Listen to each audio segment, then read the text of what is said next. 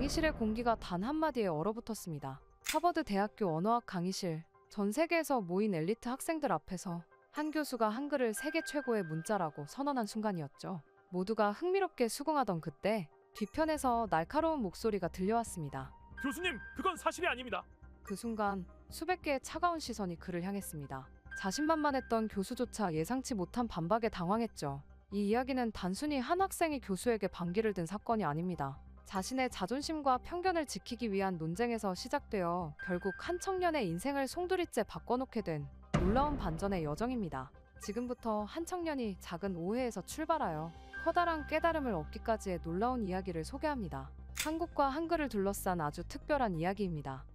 저는 제이콥 밀러라고 합니다. 미국 명문대인 하버드 대학교 언어학과 3학년이죠. 오늘은 제 인생을 완전히 뒤바꿔준 그날의 이야기를 들려드리려고 해요. 아마 저는 그날의 충격을 평생 잊지 못할 겁니다. 도서관에서 공부하다 스마트폰에 뜬 알림을 본 순간 심장이 빠르게 뛰었어요. 바로 미국 CNN에서 훈민정음 특집 다큐멘터리가 방영된다는 기사였죠. 언어학에 푹 빠져 살던 저에게는 놓칠 수 없는 소식이었어요. 물론 그때는 이 다큐멘터리가 미국 전역을 뒤흔들고 제 인생까지 바꿔놓을 거라곤 상상조차 못했습니다. 방송 당일 저는 룸메이트와 함께 TV 앞에 바짝 긴장한 채로 앉았어요. 지금까지 우리가 알던 문자의 역사가 바뀔지도 모른다 라는 진행자의 첫 멘트에 저는 숨을 크게 들이마셨습니다. 화면에는 한글 자모가 살아있는 유기체처럼 움직이며 결합하는 모습이 펼쳐졌습니다. 각 자음과 모음이 발음기관을 형상화했다는 설명에 저는 입을 다물지 못했어요. 심지어 노벨 문학상 수상자의 감격스러운 극찬도 이어졌죠. 그 순간에는 숨쉬는 것조차 잊었습니다. 그날 이후 미국은 한글 열풍에 휩싸였어요.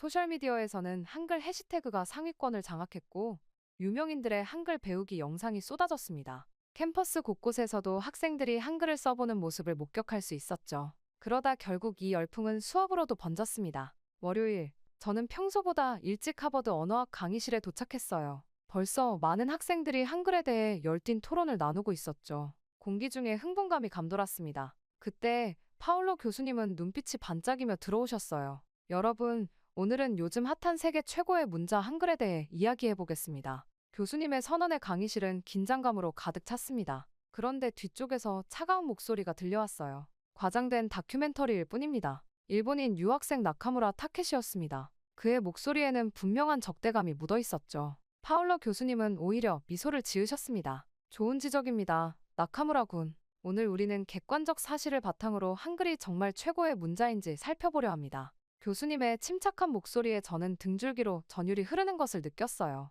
가슴이 두근거리고 입안이 마르는 걸 느꼈습니다. 한글을 둘러싼 이 열기가 제 인생을 완전히 바꿔놓을 첫 계기가 될 줄은 예상하지 못했죠. 그렇게 파울러 교수님이 한글에 대한 수업을 시작하시자마자 나카무라는 다시 한번 참지 못하고 한글이 과대평가된 문자라고 단호하게 주장했어요. 그의 목소리에는 분노와 경멸이 섞여 있었습니다. 강의실 전체가 순식간에 얼어붙었죠. 손끝이 미세하게 떨리는 것을 보니 단순한 학문적 반박이 아니라는 것을 직감했습니다. 저는 놀라움에 눈을 깜빡였죠. 수업 중 이런 격한 반응은 처음 보는 일이었어요. 그는 히라가나와 가타카나는 7세기에 이미 완성되었지만 한글은 15세기에야 만들어졌다고 강조했죠. 일본 문자의 역사적 우월성을 주장하는 그의 목소리는 점점 더 높아졌어요. 강의실의 공기는 무거워졌습니다. 하지만 나카무라는 멈추지 않았어요. 일본 문자는 자연스러운 발전 과정을 거쳤지만 한글은 인위적으로 만들어낸 것에 불과하다고 말했죠. 그의 주장에 긴장감이 최고조로 올라갔습니다. 저는 평소 한국에 관심이 없었어요. 솔직히 언어학 수업도 필수 과목이어서 듣고 있을 뿐이었죠. 하지만 나카무라의 얼굴에 번진 분노와 적대감을 보며 제 안에서 이상한 감정이 일어나는 것을 느꼈습니다. 저는 왜 그가 이토록 격렬하게 반응하는지 이해할 수 없었어요. 오히려 그의 과격한 반응이 저의 호기심을 자극했습니다. 다른 학생들은 불편한 기색을 감추지 못했죠. 몇몇은 눈을 내리깔았고 어떤 학생들은 당혹스러운 표정으로 서로를 바라보았어요. 파울러 교수님은 침착하게 나카무라의 주장을 들으셨습니다. 그 순간 저도 모르게 제 손이 올라가고 있었죠. 평소 수업 시간에 발언하는 경우가 거의 없었는데 이번엔 달랐어요. 내 안에서 솟아오르는 의문을 참을 수 없었습니다. 모든 학생들의 시선이 이제 저에게 쏠렸죠. 저는 문자의 가치를 단순히 역사적 우선순위로만 판단하는 것은 공정하지 않을 수 있다고 말했어요. 제 목소리는 조용했지만 단호했습니다. 저 자신도 놀랐죠. 평소에는 이런 논쟁에 끼어든 적이 없었어요. 그런데 나카무라의 얼굴에 번지는 분노를 보며 한글에 대한 강한 호기심이 제 안에서 일어났습니다. 그러자 나카무라는 제게 날카로운 시선을 던졌어요. 그의 입술이 경멸을 담아 비틀어졌습니다. 순간 저는 가슴이 빠르게 뛰는 것을 느꼈습니다. 이전에는 전혀 관심이 없던 주제였는데 지금은 강렬한 의문이 떠올랐죠. 한글이 정말 그의 말처럼 열등한 문자일까? 왜 그는 이토록 감정적으로 반응하는 걸까?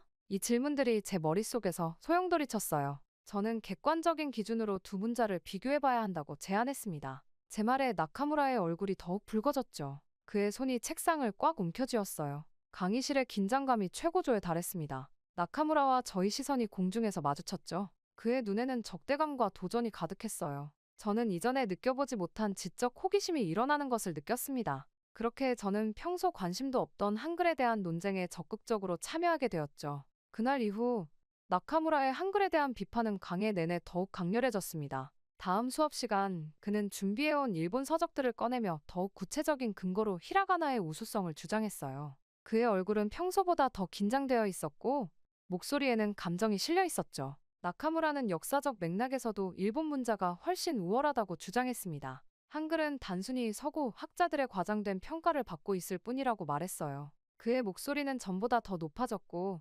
표현은 점점 더 극단적이 되어갔습니다. 그는 한글의 역사적 가치와 세계적 위상에 대해 신랄하게 비판했죠. 한국인 유학생들은 불쾌감을 감추지 못했고 다른 학생들도 불편한 기색이 역력했어요. 한 학생이 조심스럽게 의견을 제시했지만 나카무라는 단호하게 그의 말을 끊었습니다. 그는 자신의 주장을 굽히지 않았고 오히려 더 완강해졌어요. 그의 눈에는 단순한 학문적 토론을 넘어선 깊은 자존심이 걸린 듯한 빛이 있었죠. 저는 평소와 달리 이 논쟁에 점점 더 빠져들고 있었어요. 한국이나 한글에 관심이 없었던 제가 왜 이토록 열중하게 되었는지 저 자신도 이해할 수 없었죠. 하지만 나카무라의 과도한 반응을 보면서 오히려 한글에 대한 호기심이 점점 커져갔습니다. 강의 중반 저는 다시 손을 들었어요. 평소에 제가 아니었습니다. 조용히 수업만 듣던 제가 적극적으로 발언권을 요청하는 것이 스스로도 낯설게 느껴졌죠. 저는 한글의 디자인적 우수성은 현대 문자학에서도 인정받고 있다고 말했습니다. 단순히 역사적 서열로 문자의 가치를 판단하는 것은 객관적이지 않을 수 있다고 덧붙였어요. 제 말에 나카무라의 얼굴이 불그락푸르락 변했죠. 그는 즉시 반박했고 우리의 논쟁은 점점 더 첨예해졌습니다. 다른 학생들은 이제 우리 둘의 대립에 완전히 빠져들었어요. 몇몇은 제 의견에 고개를 끄덕였고 다른 몇몇은 나카무라의 주장에 동조했죠. 파울로 교수님은 이 모든 상황을 관심 있게 지켜보셨어요. 그의 눈빛에는 이 논쟁을 의도적으로 지켜보는 듯한 표정이 있었죠. 강의가 끝나갈 무렵 교수님은 문득 흥미로운 제안을 하셨습니다. 교수님은 이런 논쟁은 실제 경험을 통해 더 깊은 이해를 얻을 수 있다고 말씀하셨어요. 마침 다음 달에 한국 문화 교류 프로그램이 시작되니 직접 한국에 가서 한글의 실제 사용 환경과 문화적 맥락을 경험해보자고 제안하셨죠. 이 말에 강의실이 술렁였습니다. 학생들은 서로 눈을 마주치며 흥미로운 표정을 지었어요. 교수님은 특히 저와 나카무라를 바라보셨습니다. 저와 나카무라 특히 이 프로그램에 관심이 있을 것 같다며 이론적 논쟁보다 직접 한국에 가서 진실을 확인해보는 것이 좋지 않겠냐고 물으셨죠. 나카무라는 처음에는 코웃음을 쳤어요. 하지만 그의 눈에는 도전을 받아들이는 빛이 있었습니다. 그는 이내 고개를 끄덕였죠. 저도 갑자기 이 제안에 강한 끌림을 느꼈어요. 평소라면 절대 고려하지 않았을 여행이었지만 이제는 꼭 가야만 할 것 같은 충동이 들었습니다. 수업이 끝나고 교수님은 지원서를 나눠주셨어요. 나카무라와 저는 서로를 노려보았죠. 그의 눈빛에는 여전히 적대감이 있었지만 동시에 이상한 결의도 느껴졌습니다. 나카무라는 한국에 가면 자신의 주장이 옳다는 것을 증명해 보이겠다고 말했어요. 저는 조용히 지원서를 받아들었습니다. 이제 이것은 단순한 학문적 논쟁을 넘어 뭔가 더 깊은 경쟁이 되어버렸죠. 지원서를 작성하며 저는 이 여정이 제 인생을 어떻게 바꿔놓을지 전혀 예상하지 못했습니다.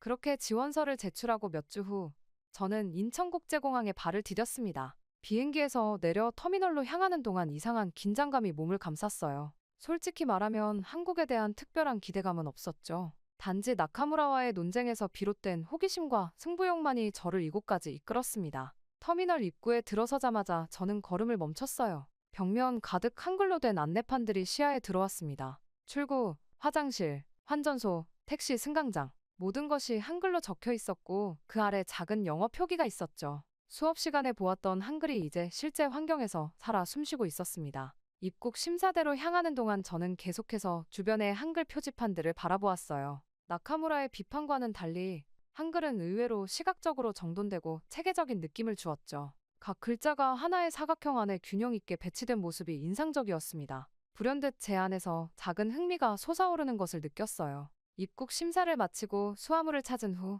저는 공항 로비로 나왔습니다. 나카무라는 이미 도착해 있었어요. 그는 창밖을 바라보며 서 있었는데 어깨가 약간 굳어 있는 것처럼 보였죠. 제가 다가가자 그는 짧게 고개를 끄덕였습니다. 여전히 그의 눈에는 도전적인 빛이 남아 있었어요. 파울러 교수님이 보내신 한국인 가이드가 저희를 맞이했죠. 젊은 여성이었는데 유창한 영어로 자신을 김민지라고 소개했습니다. 민지 씨는 저희를 공항에서 서울 시내로 안내해 주었어요. 차 안에서 그녀는 한국의 역사와 문화에 대해 열정적으로 이야기했습니다. 특히 한글에 대한 설명이 이어질 때 나카무라가 미묘하게 표정을 찌푸리는 것을 눈치챘죠. 서울로 향하는 고속도로에서 저는 창밖을 내내 바라보았습니다.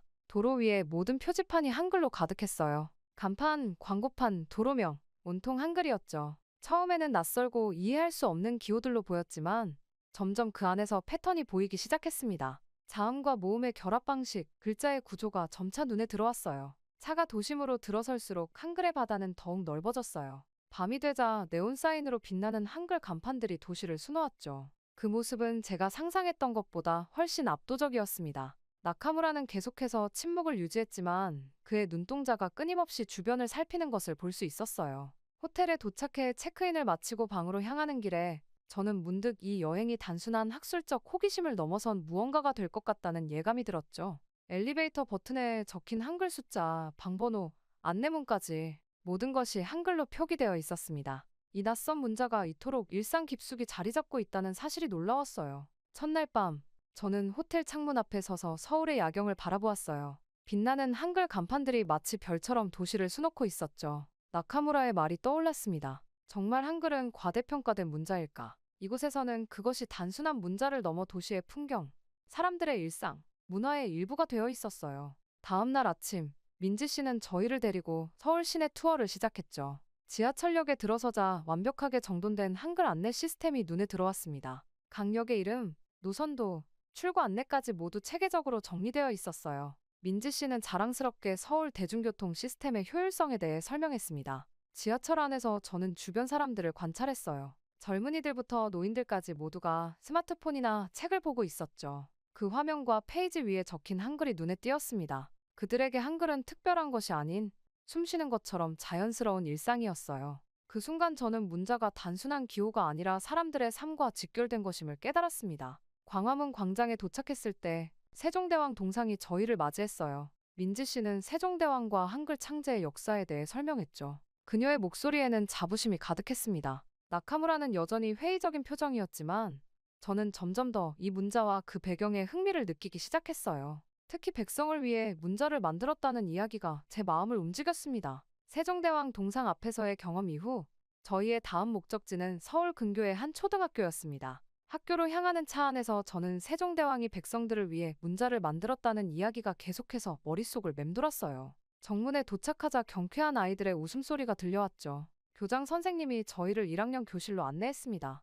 문을 열자 20명 정도의 어린 학생들이 호기심 가득한 눈으로 저희를 바라보았어요. 선생님의 설명에 따르면 이 아이들은 입학한 지 불과 2달 밖에 되지 않았다고 했죠. 그런데 놀랍게도 칠판에는 이미 한글로 된 문장들이 빼곡했고 아이들은 그것을 노트에 따라 쓰고 있었습니다. 한 작은 여자아이가 또렷한 목소리로 질문을 했어요. 비록 언어를 이해할 수는 없었지만 이 어린 학생들이 이미 자신의 언어로 읽고 쓰는 능력을 갖추고 있다는 사실이 놀라웠죠. 민지 씨는 한국의 문맹률이 사실상 제로에 가깝다고 설명했습니다. 대부분의 아이들이 초등학교 1학년이 되기 전에 이미 한글을 읽을 줄 안다고 했어요. 나카무라는 여전히 냉정한 표정이었지만 그의 눈동자에서 미세한 동요가 느껴졌죠. 특히 선생님이 아이들에게 간단한 받아쓰기를 시키자 거의 모든 아이들이 어려움 없이 따라하는 모습에 그의 눈썹이 살짝 올라갔습니다. 다음으로 저희는 고학년 교실을 방문했어요. 이곳의 학생들은 이미 복잡한 문장을 쓰고 있었고 심지어 시 창작 수업까지 진행하고 있었죠.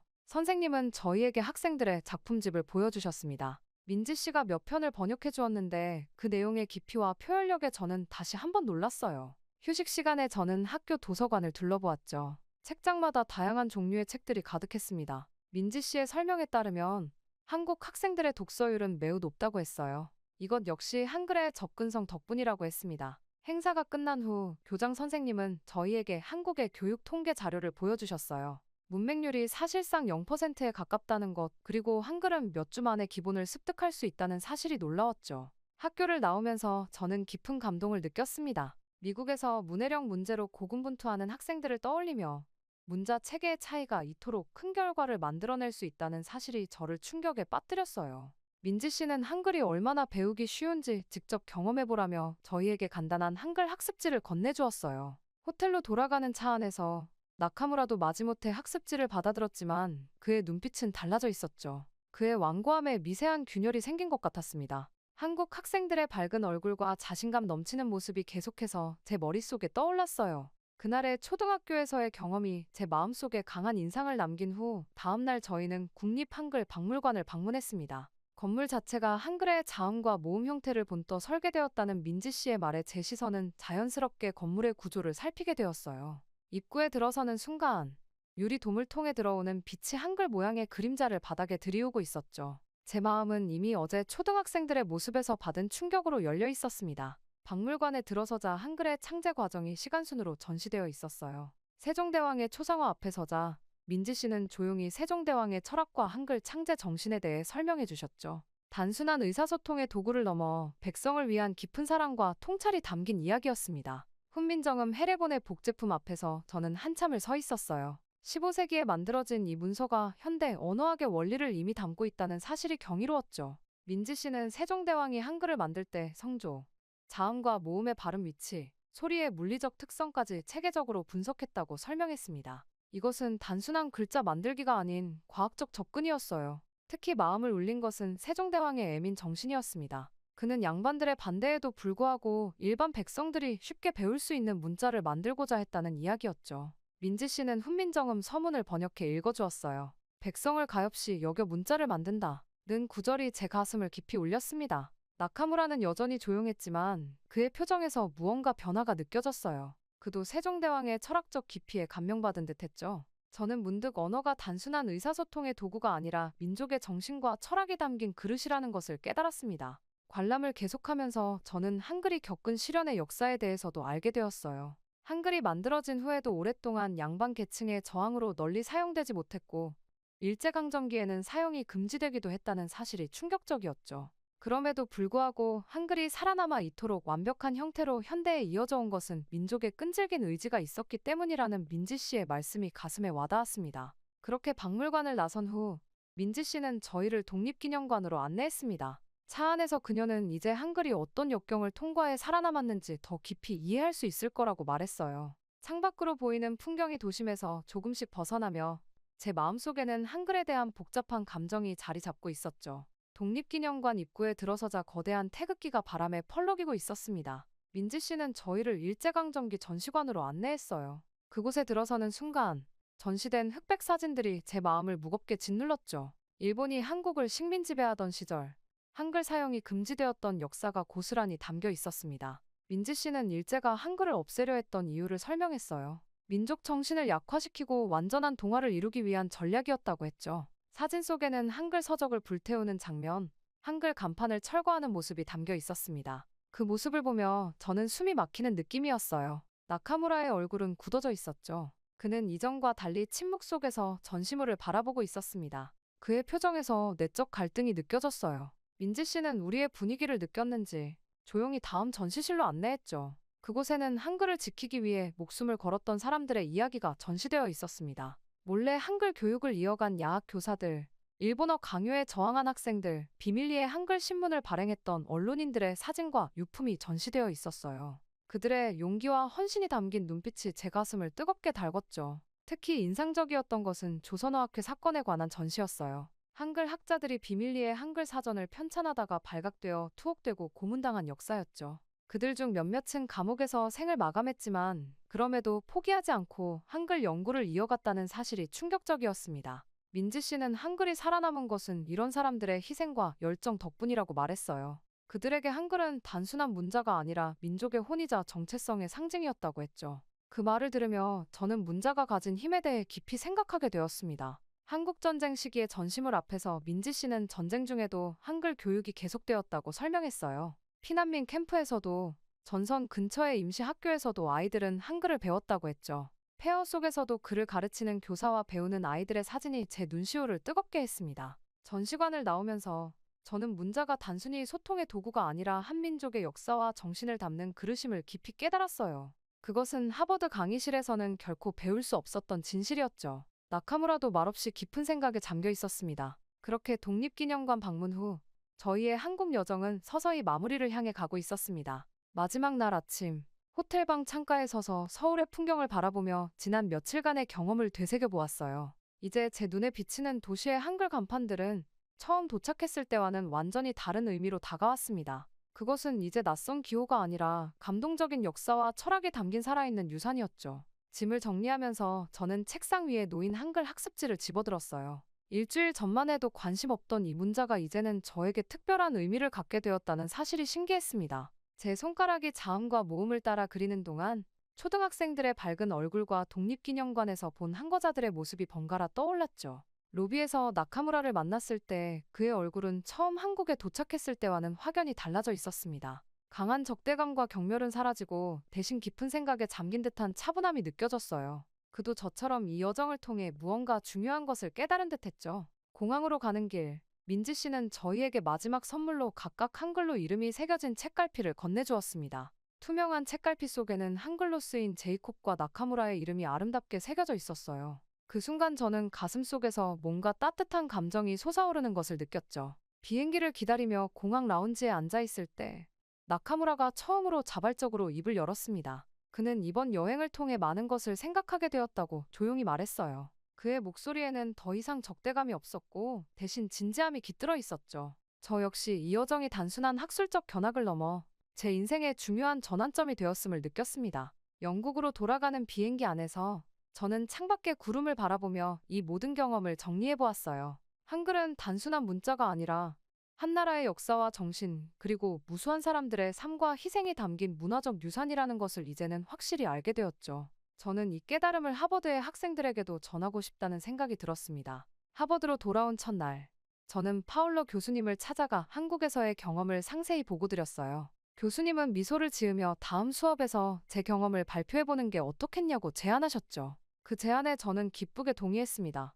다음 언어학 수업 시간, 저는 떨리는 마음으로 강단에 섰어요. 강의실에는 예전보다 더 많은 학생들이 모여 있었고 나카무라도 뒷자리에 조용히 앉아 있었죠. 저는 깊은 숨을 들이마시고 한국에서의 경험을 이야기하기 시작했습니다. 저는 한글의 진정한 위대함은 문자 자체가 아니라 그것을 창제한 세종대왕의 철학과 그것을 지켜온 사람들의 역사와 정신이라고 말했어요. 제 발표를 마쳤을 때 강의실에는 깊은 침묵이 흘렀습니다. 그리고 이어서 뜨거운 박수 소리가 터져나왔죠. 학생들의 눈빛에서 저는 한글에 대한 새로운 관심과 존경심을 발견할 수 있었습니다. 가장 놀라운 일은 나카무라가 제일 먼저 일어나 박수를 쳤다는 것이었어요. 수업이 끝난 후 그는 저에게 다가왔습니다. 나카무라는 한국에서의 경험이 자신의 관점을 완전히 바꿔놓았다고 말했어요. 이제 그는 한글과 한국 문화에 대한 연구를 계속하고 싶다고 했죠. 저도 같은 마음이었습니다. 그렇게 저희는 함께 한글 연구를 이어가기로 약속했어요. 한국에서의 짧은 여행이 저희의 오해를 해결했고 새로운 시작을 열어주었어요. 이번 여정을 통해 큰 교훈을 얻었습니다. 앞으로도 이 마음을 잊지 않고 저는 계속해서 나아가 보려 해요. 저에게 큰 깨달음을 주어 감사합니다. 한국, 런던의 작은 펍 안, 공기가 순식간에 얼어붙었습니다. 평생을 경찰로 살아온 남성 앞에 앉은 그의 오랜 친구가 가게가 떠나가라 고래고래 소리치고 있었습니다. 동아시아 여권 전부 종이 조각에 불과하다고.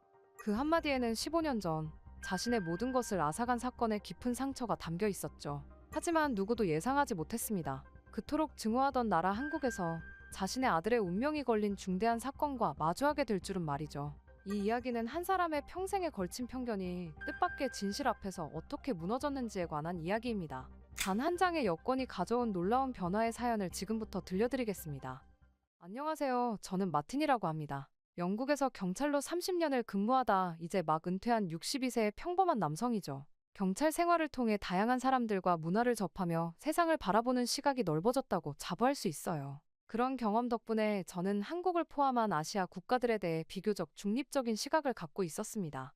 하지만 제 절친한 친구 윌리엄은 저와 매우 달랐어요. 동아시아 여권 그게 무슨 쓸모가 있다고? 중국이든 한국이든 다 종이 조각에 불과해. 윌리엄의 눈빛에는 항상 동양인을 언급할 때마다 분노와 상처가 가득했습니다. 한 번은 런던 중심가의 한 레스토랑에서 아시아인 가족이 옆 테이블에 앉자마자 윌리엄이 음식을 반도 먹지 않고 자리를 박차고 나간 적도 있었어요.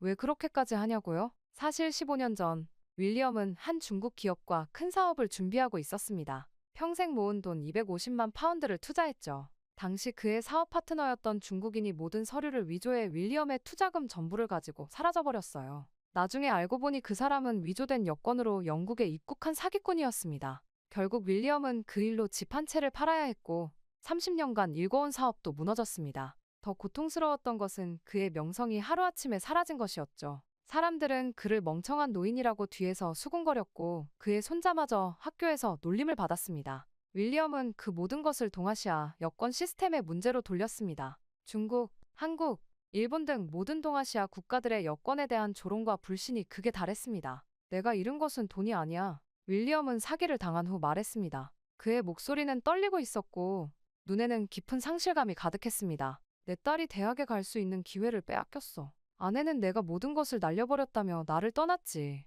그리고 여전히 그 중국인 사기꾼은 아시아의 허술한 여권 시스템 때문에 잡히지 않았어. 중국이든 한국이든 그 동아시아 놈들 다 똑같아. 그쪽 나라들 여권은 모두 믿을 수 없어. 결국 그날 이후부터 윌리엄은 동아시아 국가들의 여권을 모두 조롱했습니다. 그 동아시아 놈들 여권은 다 똑같아. 중국이든 한국이든 일본이든 다 쓸모없는 종이 조각일 뿐이야. 그는 한 번도 그 나라들을 방문한 적이 없음에도 확신의 참목소리로 그들의 여권 시스템을 무시했어요. 물론 저는 경찰로 일하며 저는 수많은 위조 여권을 접했지만 국적에 상관없이 모든 나라의 여권이 위조될 수 있다는 것을 알고 있었습니다. 하지만 윌리엄에게 그 사실을 말하는 것은 불타는 상처에 소금을 뿌리는 것과 같았어요. 그래서 저는 그저 조용히 그의 이야기를 들어주었습니다. 물론 그때는 알지 못했습니다. 이 모든 편견을 뒤엎을 사건이 다가오고 있다는 사실을 말이죠. 어느 날 밤 제 휴대폰이 진동했습니다. 화면을 확인하니 윌리엄의 아들 알렉스의 이름이 떠 있었어요.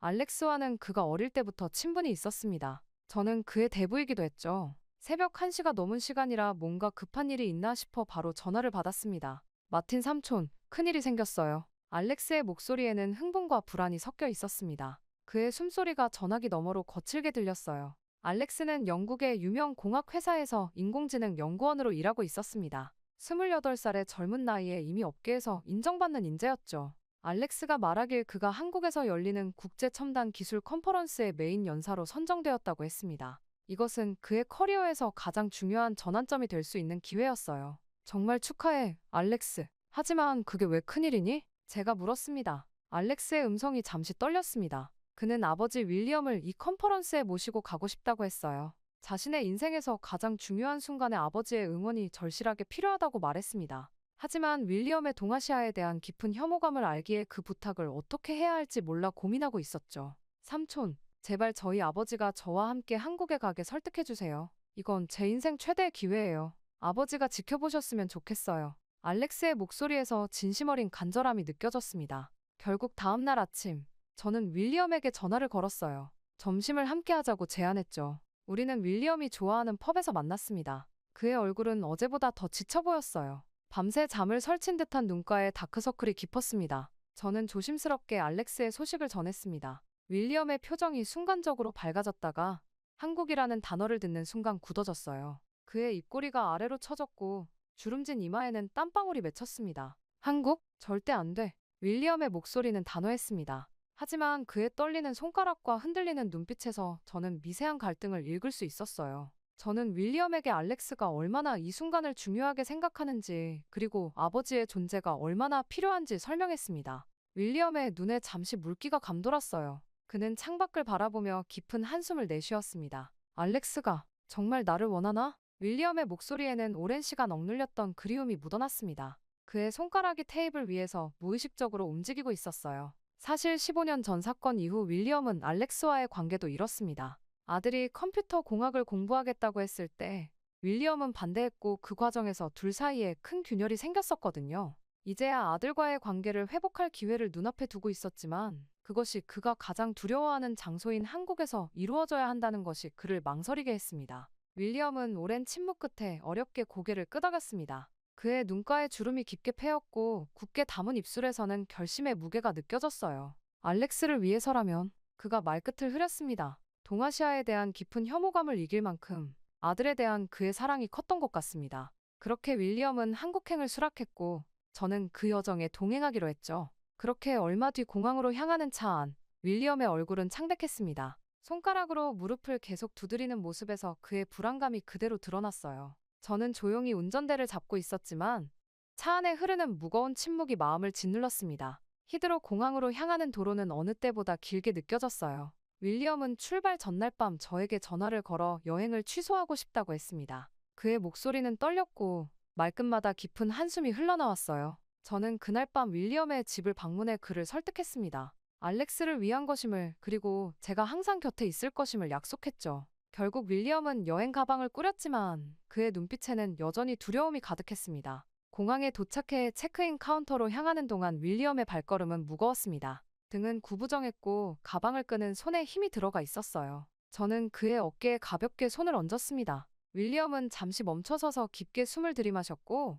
눈을 감았다 떴습니다. 그의 이마에 맺힌 땀방울이 빛에 반사되어 빛났어요. 비행기에 탑승한 후 윌리엄은 창가에 앉아 묵묵히 창밖을 바라보았습니다. 이륙하는 순간 그의 손이 좌석 팔걸이를 세게 움켜쥐었어요. 그것이 비행 공포증 때문인지 아니면 한국으로 향하는 사실 자체에 대한 두려움 때문인지 알 수 없었습니다. 비행기가 안정된 고도에 오른 후 윌리엄은 갑자기 말을 꺼냈습니다. 그의 목소리는 낮고 무거웠어요. 동아시아 국가들에 대한 불만을 토로하기 시작했습니다. 위조 여권 시스템부터 신뢰할 수 없는 문화까지 그의 말은 끝없이 이어졌습니다. 저는 윌리엄의 눈에 생소한 감정이 스치는 것을 발견했어요. 그것은 분노가 아닌 두려움이었습니다. 사기를 당한 트라우마보다 더 깊은 미지의 세계에 대한 원초적인 공포였습니다. 식사 시간이 되어 승무원이 한국식 기내식을 제공했을 때 윌리엄은 처음에 거부했습니다. 그의 입술은 일자로 굳어 있었고 코는 살짝 찡그려졌어요. 저는 조용히 제 식사를 시작했고 맛있다는 반응을 보였습니다. 윌리엄은 한참을 망설이다가 결국 젓가락을 집어들었습니다. 첫 한 입을 먹는 순간 그의 눈썹이 살짝 올라갔어요. 예상과 달리 그는 모든 음식을 남김없이 먹었습니다. 12시간의 비행 동안 윌리엄은 반복적으로 불안 증세를 보였습니다. 손가락으로 좌석을 두드리거나 다리를 떨거나 입술을 깨무는 등의 행동이었죠. 가끔씩 그는 알렉스의 사진을 꺼내 보기도 했습니다. 그럴 때마다 그의 표정이 잠시 부드러워졌다가 다시 굳어졌어요. 아들에 대한 사랑과 동아시아에 대한 편견 사이에서 그의 마음은 계속해서 갈등하고 있었습니다. 저는 윌리엄의 이런 모습을 보며 마음속으로 갈등을 느꼈습니다. 그의 편견은 분명 잘못된 것이었지만 그것이 깊은 상처에서 비롯되었다는 점을 이해했어요. 윌리엄에게 한국 방문은 단순한 여행이 아니라 15년간 쌓아온 방어벽을 허무는 고통스러운 과정이었습니다. 저는 이번 여행이 그에게 어떤 영향을 미칠지 기대와 걱정을 동시에 갖게 되었습니다. 비행기가 인천상공에 진입했을 때 윌리엄의 손은 떨림을 멈추지 않았습니다. 어두운 밤하늘 아래 펼쳐진 서울의 불빛이 창문을 통해 비쳐들어왔어요. 그 순간 윌리엄의 얼굴에 드리워진 불안한 그림자를 선명하게 볼 수 있었습니다. 착륙 준비 안내방송이 나오자 윌리엄은 깊게 숨을 들이마셨습니다. 그의 얼굴에는 땀이 흘렀고 손은 여전히 좌석 팔걸이를 꽉 쥐고 있었어요. 저는 그의 손등에 가볍게 손을 얹었습니다. 윌리엄은 잠시 저를 바라보았고 희미하게 고개를 끄덕였습니다. 그의 눈에는 두려움 속에서도 미세한 결단의 빛이 깃들어 있었습니다. 이후 비행기에서 내려 인천국제공항의 입국장으로 들어서는 순간 윌리엄의 표정이 미묘하게 변했습니다. 그의 눈이 약간 커졌고 주름진 이마에 잠시 긴장의 흔적이 스쳤어요. 저는 그의 옆에서 조용히 걸었습니다. 윌리엄의 손에 든 여권이 미세하게 떨리고 있었습니다. 인천국제공항은 저희가 예상했던 것과는 완전히 달랐습니다. 넓고 깨끗한 공간, 최첨단 시설들, 그리고 효율적으로 움직이는 직원들이 시선을 사로잡았어요. 윌리엄은 천장에 거대한 디지털 스크린을 올려다보며 잠시 걸음을 멈췄습니다. 그의 눈동자가 빠르게 움직였고 입술은 살짝 벌어져 있었어요. 저는 그의 반응을 지켜보며 내심 긴장했습니다. 입국 심사대로 향하는 길에 윌리엄은 계속해서 주변을 살폈습니다. 그의 얼굴에는 경계심과 함께 묘한 호기심이 깃들어 있었어요. 저는 그가 무엇을 찾고 있는지 알 수 있었습니다. 바로 그의 편견을 확인할 만한 증거였죠. 하지만 인천공항은 그의 편견을 산산조각 내고 있었습니다. 대리석 바닥은 거울처럼 반짝였고 안내 표지판은 완벽한 다국어로 정보를 제공하고 있었어요. 모든 것이 깔끔하고 질서정연했습니다. 윌리엄의 눈에서 미세한 혼란이 느껴졌어요. 이것은 그가 상상했던 동아시아의 모습이 아니었습니다. 입국 심사대 앞에서 저희는 줄을 섰습니다. 윌리엄의 호흡이 약간 가빠졌어요. 그는 자신의 여권을 꽉 쥐고 심사관들을 경계의 눈빛으로 살폈습니다. 저는 그의 팔을 살짝 건드렸고 윌리엄은 깊은 숨을 들이마셨습니다.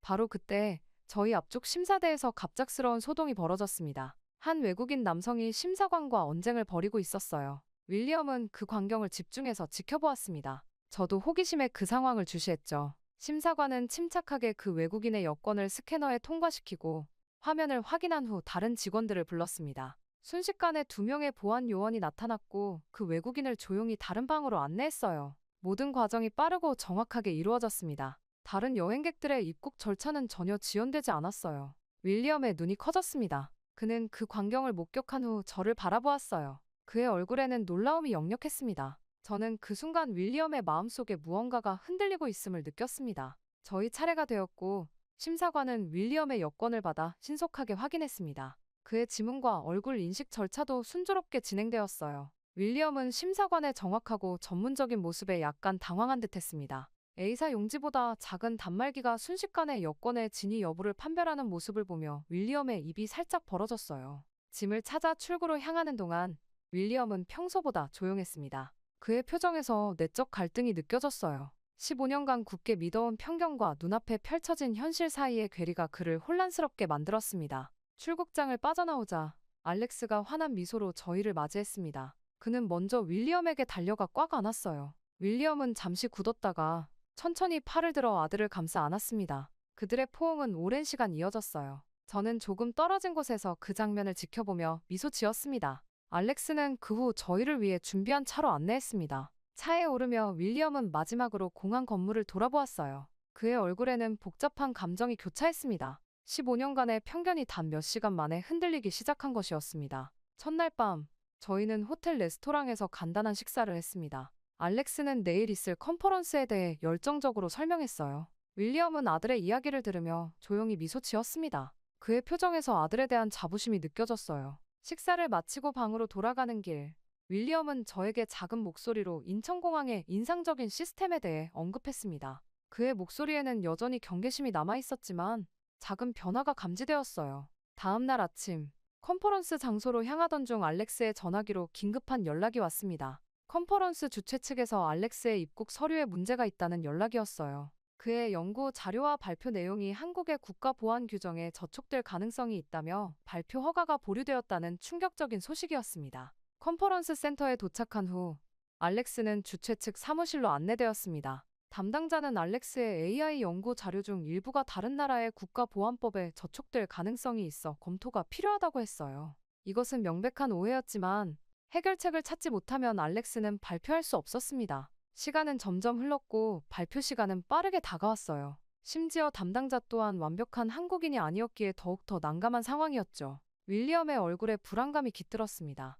그는 아들이 고통받는 모습을 지켜보며 안절부절 못했어요. 결국 윌리엄은 영국 대사관에 연락하여 긴급 외교적 지원을 요청했습니다. 이는 외국에서 영국 시민이 부당한 법적 문제에 직면했을 때 취할 수 있는 정당한 절차였어요. 대사관에서는 도움을 주겠다고 약속했지만 공식 문서 검토와 한국 정부 부처와의 협의가 필요하다며 시간이 걸릴 것이라고 했습니다. 윌리엄의 얼굴이 점점 붉어졌습니다. 그의 눈에서 분노와 절망이 번갈아 스쳤어요. 기대했던 영국 대사관의 도움은 관료적인 절차로 인해 지연되었고 시간은 계속해서 흘러갔습니다. 발표 시작 30분 전, 저희는 컨퍼런스 센터 로비에서 초조하게 기다리고 있었어요. 알렉스의 얼굴은 창백했고 윌리엄은 안절부절 못하며 왔다 갔다 했습니다. 그 순간 윌리엄의 한국에 대한 불신이 다시 고개를 들었습니다. 그는 낮은 목소리로 한국 시스템과 관료주의에 대한 불만을 토로했어요. 인천공항에서 느꼈던 긍정적인 인상이 다시 의심으로 변하는 것을 볼 수 있었습니다. 그의 목소리는 떨렸고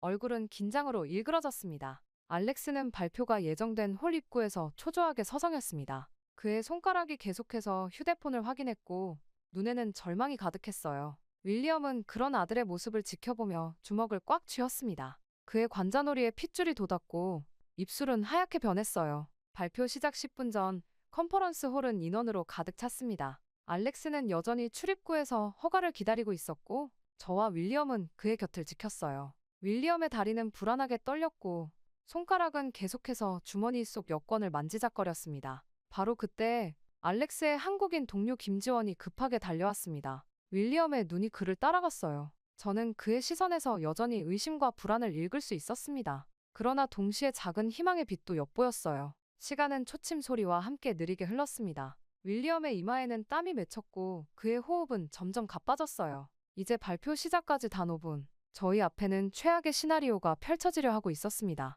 알렉스의 커리어에 중대한 타격이 될 수 있는 순간이었어요. 그렇게 컨퍼런스 홀 안의 공기는 무거웠습니다. 시계의 초침이 움직일 때마다 저희의 심장 박동은 더 빨라졌어요. 알렉스의 이름이 발표자 명단에서 삭제될 수도 있다는 불안감이 저희를 짓눌렀습니다. 그때 김지원이 무언가를 꺼내들었어요. 그것은 그의 한국 여권이었습니다. 김지원의 얼굴은 단호했습니다. 그는 자신의 여권을 꺼내 보안 담당자에게 전달했어요. 담당자는 여권을 받아들고 무언가를 확인하기 시작했습니다. 윌리엄의 눈이 그 장면을 쫓았고 그의 이마에는 의문의 주름이 깊게 패였습니다. 저도 무슨 일이 벌어지고 있는지 이해할 수 없었어요. 김지원은 보안 담당자와 신속하게 대화를 나누었습니다. 그의 목소리는 조용했지만 확신에 차 있었어요. 그는 가끔 알렉스를 가리키며 무언가를 설명했습니다. 보안 담당자의 얼굴에서 처음에는 경직된 표정이 점차 부드러워지는 것을 볼 수 있었어요. 놀랍게도 불과 2분 만에 보안 담당자는 고개를 끄덕이며 알렉스에게 서류를 건넸습니다.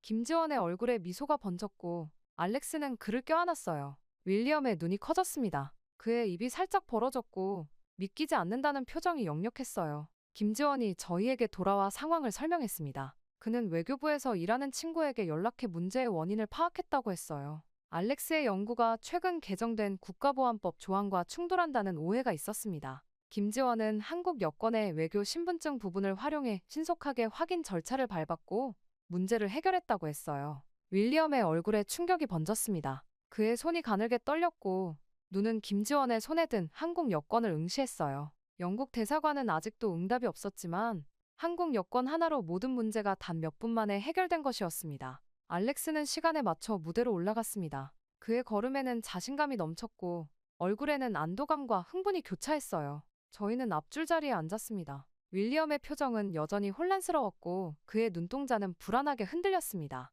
알렉스의 발표가 시작되었습니다. 그는 무대 위에서 빛났어요. 그의 연구는 인공지능의 새로운 지평을 열었고 청중들은 그의 말 한마디 한마디에 집중했습니다. 윌리엄의 눈에 자부심이 차올랐고 동시에 이전의 혼란스러운 감정이 자리 잡고 있었어요. 발표가 끝난 후 수많은 사람들이 알렉스에게 축하의 인사를 건넸습니다. 저는 윌리엄의 옆에 서 있었어요. 그의 얼굴에는 복잡한 감정이 교차하고 있었습니다. 자부심, 혼란, 그리고 무언가 깊은 생각에 잠긴 듯한 표정이었어요. 컨퍼런스장을 나오는 길에 김지원이 다가왔습니다. 그는 윌리엄에게 가볍게 고개를 숙이며 인사했어요. 윌리엄은 잠시 멈춰서서 그를 바라보았습니다. 그의 눈에는 질문이 가득했어요. 김지원은 미소 지으며 자신의 여권을 다시 보여주었습니다. 그것은 단순한 여행 서류가 아니라 국가의 신뢰와 보호를 상징하는 강력한 증표였어요. 저는 윌리엄의 얼굴에서 미세한 변화를 감지했습니다. 그의 입술이 살짝 떨리고 눈가에 미묘한 주름이 잡혔어요. 15년간 견고하게 쌓아온 편견의 벽에 처음으로 진짜 균열이 생긴 순간이었습니다.